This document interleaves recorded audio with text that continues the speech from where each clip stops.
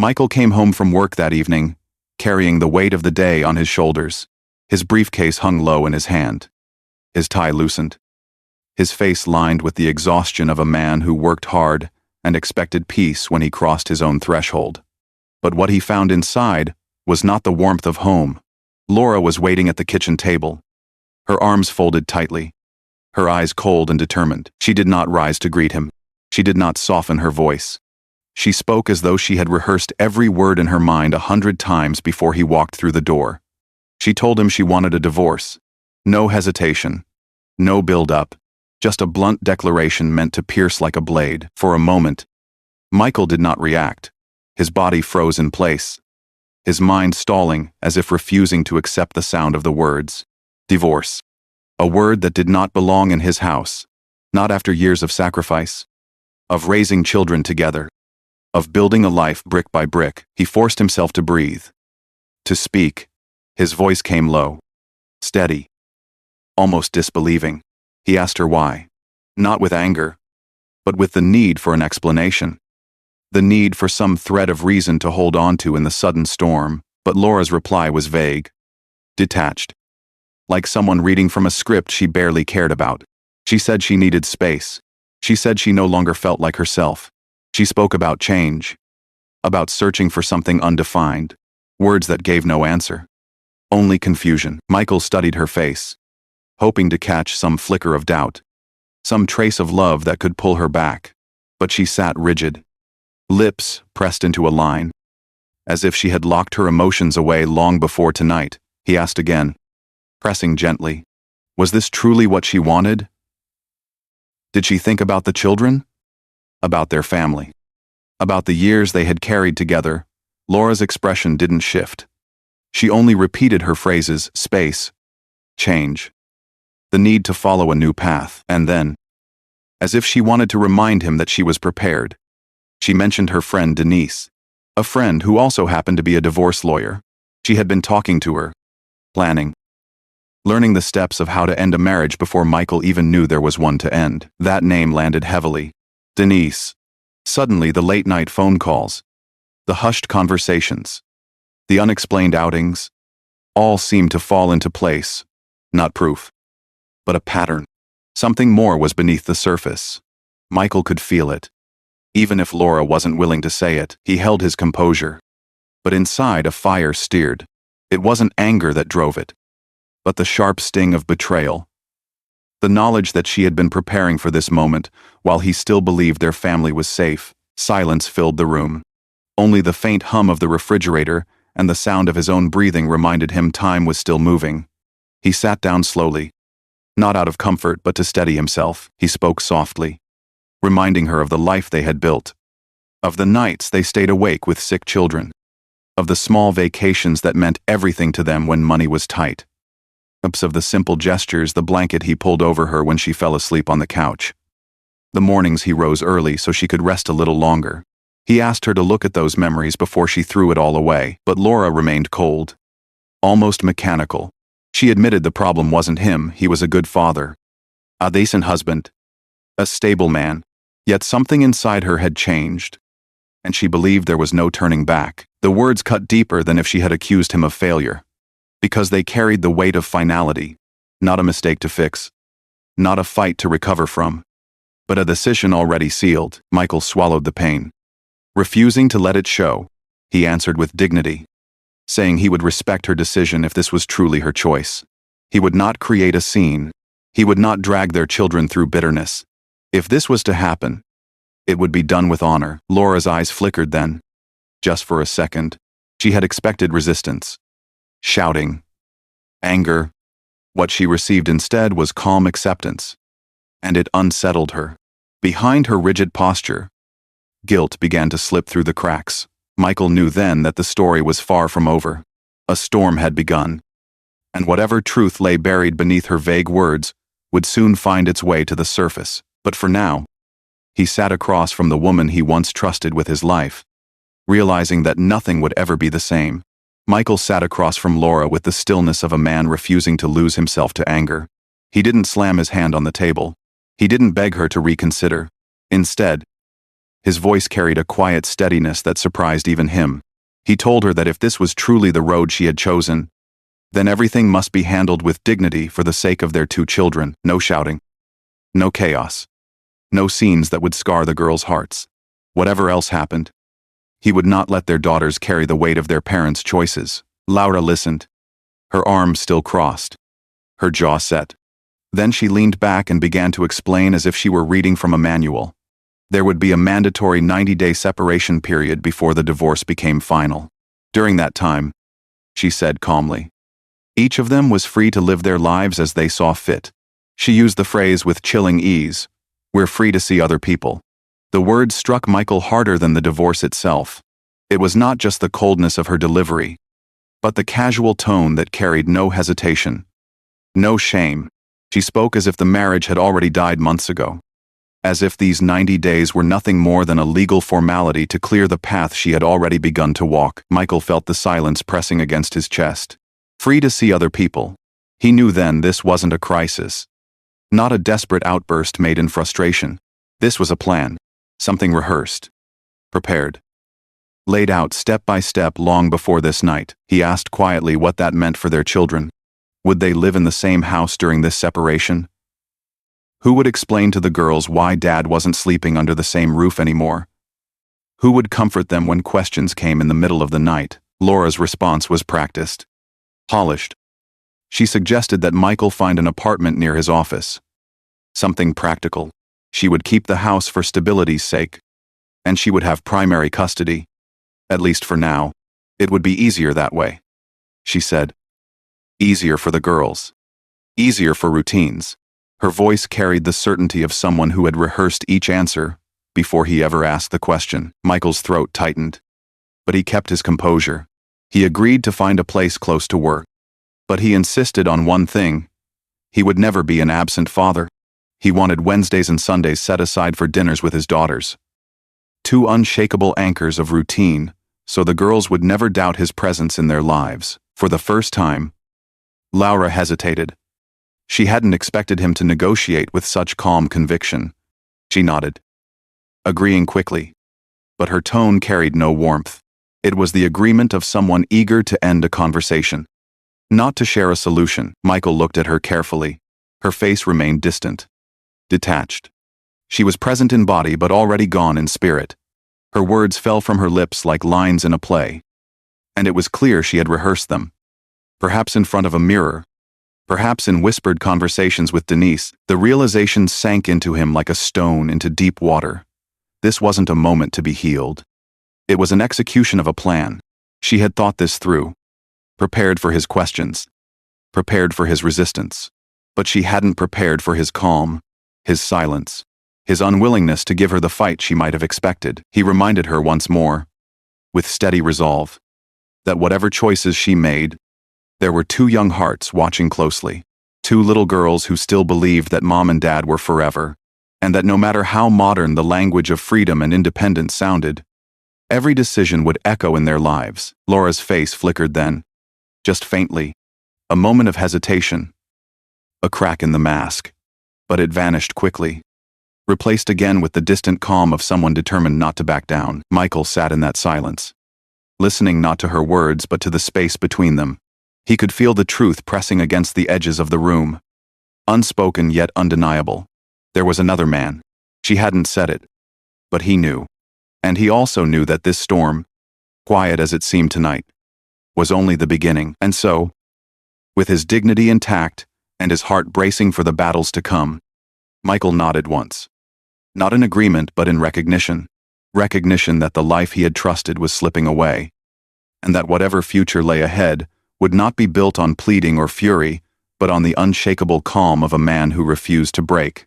Michael's mind became a restless machine in the nights that followed. He lay awake, listening to the faint buzz of Laura's phone vibrating in the dark, her whispered replies drifting from the hallway when she thought he was asleep. He remembered the sudden outings, quick trips she labeled as errands, long evenings she called time with friends, the way her eyes would light up when a message appeared, only to dim again when she caught him watching. Denise's name surfaced often. Too often. Laura leaned on her for advice. That much was clear. But the pattern was unmistakable: the endless texts, the secretive phone calls, the way she turned the screen away when Michael walked into the room. Friends didn't require that kind of secrecy. Lawyers didn't either.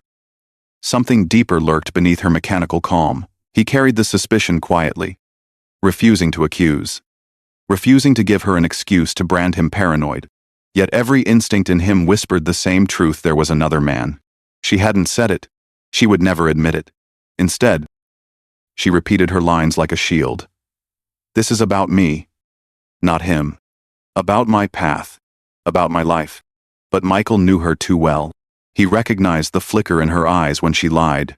He had seen it before in small things: when she hid the price of a dress, when she pretended not to forget an anniversary. That same flicker returned now. But it carried the weight of something far heavier than small secrets. One evening, after another hollow conversation filled with empty words, Michael found himself staring at the living room shelf, his eyes locked on a photograph in a worn wooden frame. It was taken years ago on a beach in California. Laura, with her hair tossed by the wind, their daughters laughing with sand on their cheeks, and Michael, with his arm wrapped protectively around all of them. At the time, it had felt like a promise, proof of a life built on trust, laughter, and ordinary joys. Now, staring at it, the photo felt like a cruel ghost, not a promise, but a memory of something already gone. The smiles were frozen in time, mocking the silence that now filled their home. What once spoke of belonging now reminded him of loss. He felt the sharpness of betrayal without ever hearing the confession. The next morning, he knew what had to be done. He couldn't linger in the shadow of a house that no longer welcomed him. He began searching for an apartment close to his office. Something small, practical, and temporary. He told himself it was for convenience, for the children, to remain close enough to pick them up from school or stop by on weekends. But deep inside, he knew it was the first step toward building a life apart from the woman who had already left him in every way but physically. When he finally found the place, it was nothing remarkable. A modest studio with white walls that smelled faintly of fresh paint. A single window that looked out onto a quiet street. But it was his space, a place untouched by Laura's coldness, untouched by the lies that had seeped into their home. He moved in with little more than 2 suitcases and a box of books. No heavy furniture, no decorations. He carried only the essentials, as if traveling light into an unknown future. Among the few items he placed on the narrow dresser was the family photo, not the one from the beach, but another picture of his daughters, taken on a sunny afternoon at the park. Their faces glowed with the innocence of children who believed their parents' love was unshakable. Michael placed that picture carefully, almost reverently. It became his anchor, his reminder that no matter how chaotic the storm between him and Laura grew, his purpose remained unchanged. He was still their father. He would not let betrayal, suspicion, or divorce alter that truth. And yet, when the lights dimmed and silence filled the small apartment, the doubts returned. He could hear Laura's voice in his head, repeating her lines, insisting this was about her, not anyone else. But her eyes, her late nights, her constant messages, they told a different story. Michael sat alone on the edge of his new bed, the hum of the refrigerator filling the silence. He realized he no longer recognized the woman he had once trusted more than anyone. He realized that while she claimed to be searching for herself, she had already been found by someone else. And so he braced himself, knowing the truth would come eventually. It always did. Lies had short lives. Secrets always surfaced. The only question was how much damage they would cause when they did. The knock on Michael's apartment door came late, long after the streets had gone quiet. He almost ignored it, assuming it was a mistake. But something in the rhythm, a pause, then another hesitant rap, made him rise from the couch. When he opened the door, Laura stood there. Her eyes were swollen and red, her face drawn from hours of tears. The confident, rehearsed woman who had once declared her independence now looked like a shell cracked open, fragile and raw. Without asking permission, she stepped inside and lowered herself onto the couch, her hands twisting together as if she no longer knew how to keep still. For a long moment she said nothing. Michael remained standing, watching her carefully, waiting. Finally, In a voice barely above a whisper, she began to confess. She told him there had been someone else. His name was Ethan, a married man. She claimed she hadn't planned it, that it started as conversations, encouragement, a sense of being seen in ways she hadn't felt in years. Ethan told her everything she wanted to hear, that he would leave his wife, that he could give her a fresh start, that the chaos of divorce would be worth it. Laura admitted she believed him, believed the promises, believed the fantasy. She had taken steps, torn down her own family, filed the papers, all with the expectation that Ethan would stand at her side once the dust settled. But now he was gone. She described the silence, the unanswered messages, the phone calls that went straight to voicemail. She explained how his wife had discovered the affair and threatened to destroy everything if he didn't cut it off. And so he did. He vanished, leaving Laura not only betrayed, but humiliated. Her voice broke as she spoke. She admitted she felt discarded, ashamed, used. She said she never imagined the pain would circle back and strike her with such force. And now, with nowhere else to turn, she came to Michael, hoping he would still be the man who could steady her world. "Forgive me," she whispered through tears. "Please, I don't know what else to do." Michael listened in silence. He had suspected another man from the very beginning, and the name Ethan only confirmed what his instincts had already told him. But hearing her speak, the words out loud carried its own weight, its own sting. The betrayal wasn't imagined. It was real. And it had a name. Still, Michael's face did not harden. He did not shout or throw her from the room. He let her pour out her shame, her desperation, her regret. And when her words ran dry, he finally spoke. His voice was calm, even gentle, but it carried an unshakable firmness. He told her he understood loneliness, frustration, the craving for something new. He admitted he understood the hunger for escape, for a different kind of life. But then he reminded her of what he had carried while she was chasing illusions with Ethan, while she was feeding promises that would never come true. He was holding together the emotional structure of their children, while she was searching for herself in the arms of another man.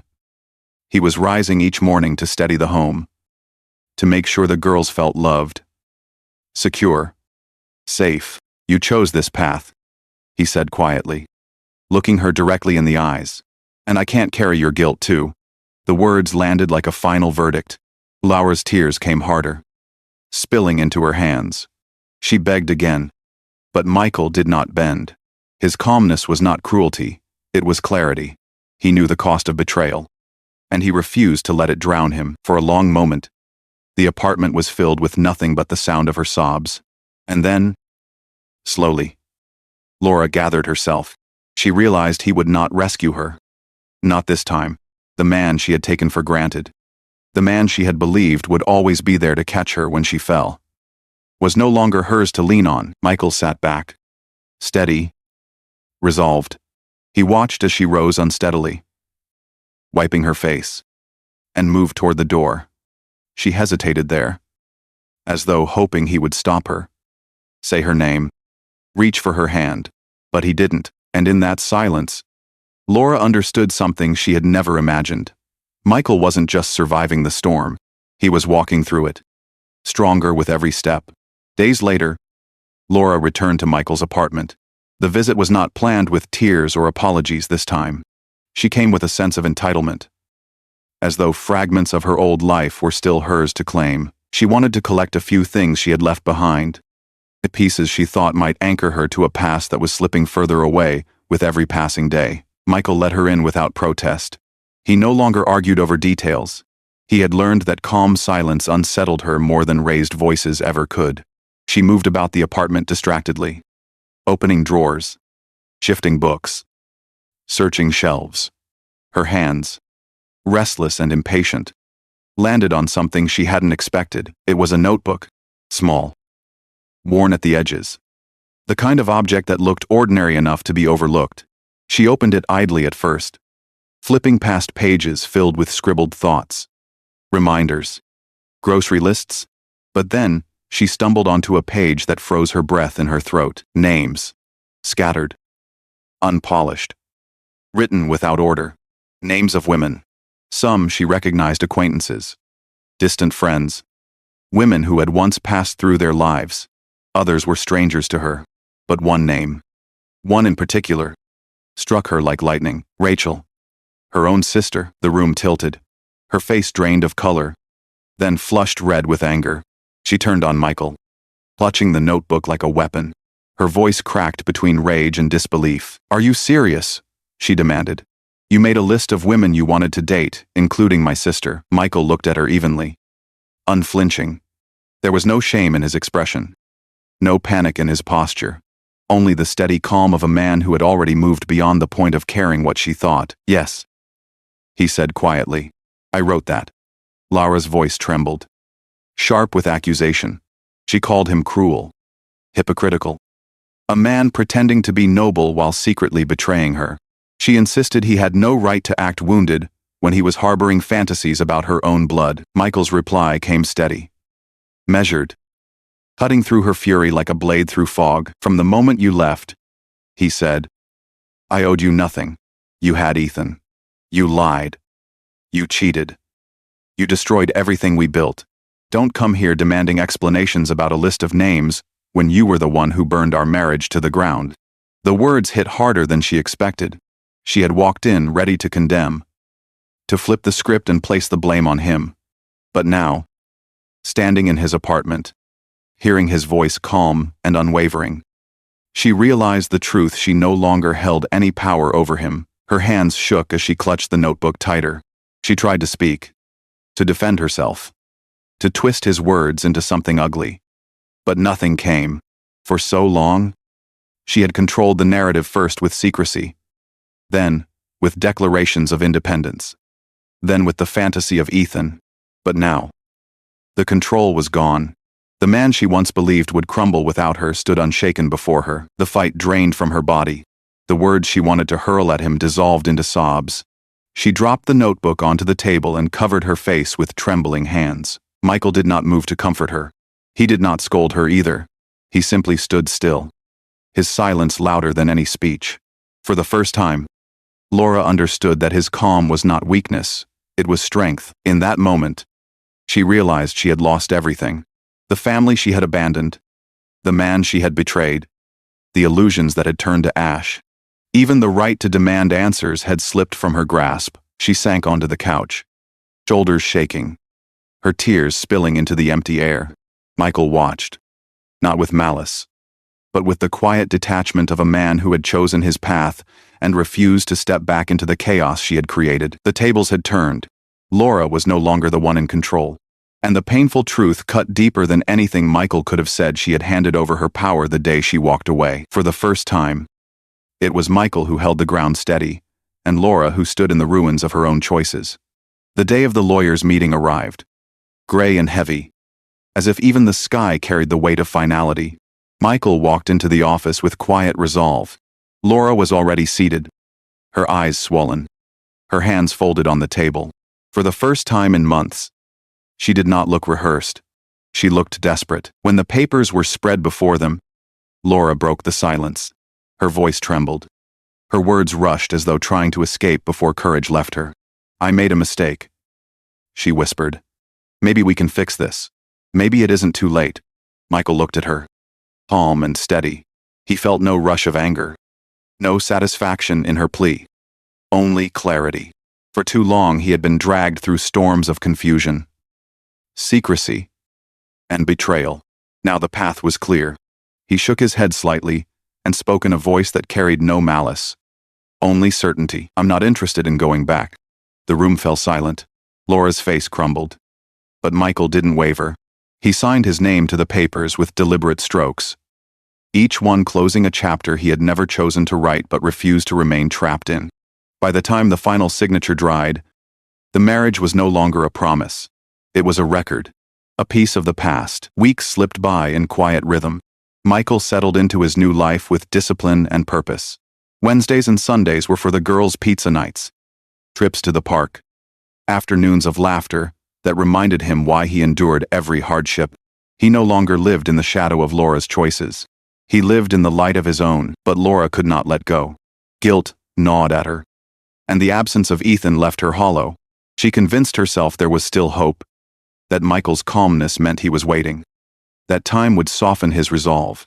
And so one evening, she climbed the stairs to his apartment, rehearsing apologies, imagining tears and then forgiveness. She told herself the story wasn't finished. When the door opened, it was not Michael who greeted her first. It was Rachel, her own sister, sitting comfortably, at ease. As though she belonged there, Laura froze in the doorway. Her breath caught in her chest. Behind Rachel, Michael stepped into view, composed as always. His expression carried no shame, no hesitation. He spoke plainly, as if he had prepared himself for this moment too. He told her that he and Rachel were together, not casually, not as a fling born of spite, but seriously, with intention, with commitment. Laura's body went cold. The words hit her harder than any betrayal she had ever imagined. But this was not betrayal. There had been no lies, no secrecy. What shattered her now was not being deceived. It was the reality that she had destroyed her own place in the life she once owned. She had given it up, and someone else, someone closer than she could have imagined, had stepped in to rebuild it. Tears welled in her eyes, spilling down her cheeks unchecked. She stumbled backward, unable to speak, unable to breathe. Michael did not chase her.